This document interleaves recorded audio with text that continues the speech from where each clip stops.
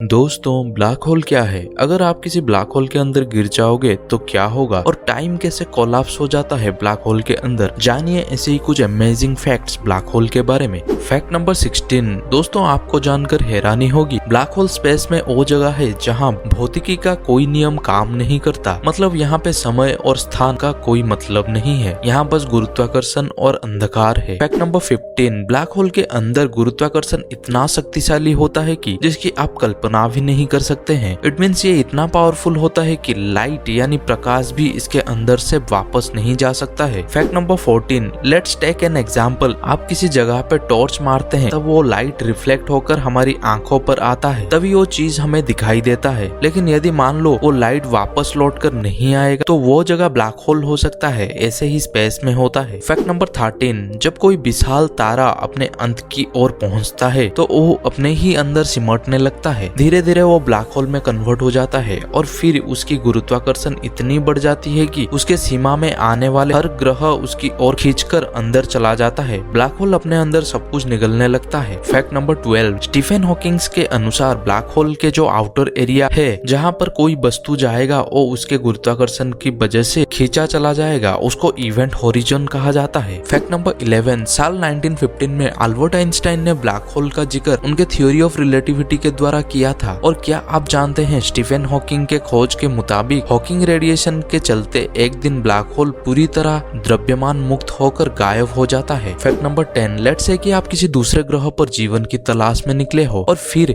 अंतरिक्ष यान से बाहर निकले हो, तभी ब्लैक होल की चपेट में आ जाए और उसमें गिर जाए तो क्या होगा? इसके कई सारे संभावनाएं हैं, लेकिन ये बात तो क्लियर है, ब्लैक होल में गिरने के बाद आप ब्लैक होल के बाहरी सतह पर जलकर राख हो सकते हो। और अगर बाई चांस उसको सरवाइव करके अंदर चले जाते हो, ब्लैक होल की अनंत गहराइयों में खो जाओगे। Fact number 9। कार्ल श्वार्ज़चिल्ड नाम के वैज्ञानिक ने कहा कि एक बिंदु जिसका घनत्व अनंत हो ऐसी चीज का अस्तित्व ब्रह्मांड में होना चाहिए। यहाँ पर उन्होंने ब्लैक होल के सेंटर, जिसको सिंगुलैरिटी कहते हैं, उसका जिक्र किया था। Fact number 8। ब्लैक होल का सारा द्रव्यमान उसके केंद्र में ही होता है, लेकिन उसमें सूर्य से हजारों गुना बड़े तारे जितना द्रव्यमान समाया होता है। जैसे जैसे ये आगे बढ़ता है, रास्ते में आने वाली सारे चीजों को निगलने लगता है। ज्यादातर ये धूल और गैस को खाकर बढ़ता है। ये सारी निगली हुई चीजें उसके सेंटर में जाकर ही रुकती है। Fact number 7। ब्लैक होल को हम ये कह सकते हैं कि ब्लैक होल में कुछ नहीं है लेकिन सब कुछ है। आमतौर पर सारे ब्लैक होल एक तरह के होते हैं, लेकिन कुछ का द्रव्यमान सूरज से 100 गुना ज्यादा होता है और कुछ का करोड़ों गुना ज्यादा होता है। Fact number 6। जब किसी छोटे तारे का फ्यूल खत्म हो जाता है तो उसी में से जो ब्लैक होल बनता है उसे स्टेलर मास ब्लैक होल कहते हैं। इस टाइप के ब्लैक होल का द्रव्यमान हमारा सूर्य के द्रव्यमान के 3 गुना या उससे ज्यादा होते हैं, लेकिन आकार सिर्फ दिल्ली या मुंबई जितना ही होता है। हमारी मिल्की वे गैलेक्सी में करोड़ों की संख्या में इस तरह के ब्लैक होल आए हुए हैं। Fact number 5। ब्लैक होल जिनका द्रव्यमान सूर्य से अरबों गुना ज्यादा होता है जबकि आकार सिर्फ हमारे सूर्य जितना ही होता है, उसे सुपरमासिव ब्लैक होल कहते हैं। ये ब्लैक होल आसानी से हमारे सोलर सिस्टम को पल भर में खत्म कर सकता है अगर वो सूर्य की जगह पर होता तो, लेकिन ये सिर्फ गैलेक्सी के सेंटर में पाया जाता है। Fact number 4। कोई ऐसा तारा जिसका द्रव्यमान और आकार सूर्य से कई ज्यादा हो, यहाँ तक कि अरबों गुना ज्यादा, उसी में से बनता है सुपरमासिव ब्लैक होल। Fact number 3। जब कोई स्टेलर मास ब्लैक होल एक दूसरे से टकराते हैं तो वो एक हो जाते हैं तो जन्म देते हैं सुपरमासिव ब्लैक होल को। एक और वजह है कि जब अंतरिक्ष में कई बड़े बादल टकराते हैं तो उनका द्रव्यमान बहुत ज्यादा हो जाता है और वो अपने अंदर सिकुड़ने लगते हैं। इसमें से जन्म लेता है एक विशाल ब्लैक होल। Fact number 2। कभी कभी तारों के कई समूह एक साथ आते हैं और आपस में मिलते हैं, जिसके परिणाम में जन्म लेता है एक supermassive black hole. Fact number 1। Newton के टाइम यही माना जाता है कि यूनिवर्स में हर जगह समय एक साथ चलता है, लेकिन आइंस्टाइन के थ्योरी से ये बात गलत साबित हुई। अंतरिक्ष में समय गुरुत्वाकर्षण पर निर्भर करता है। आपको जानकर हैरानी होगी, अगर आप ब्लैक होल के पास जाओगे आपके लिए समय धीरे धीरे बहुत ही धीमा चलने लगेगा। सो दोस्तों, आज के लिए इतना ही। अगर वीडियो अच्छा लगा तो एक लाइक ठोक कर अप्रिशिएट कर दीजिए और चैनल पर अगर नए हैं तो चैनल को भी सब्सक्राइब कर दीजिए। तो चलिए मिलते हैं नेक्स्ट वीडियो में।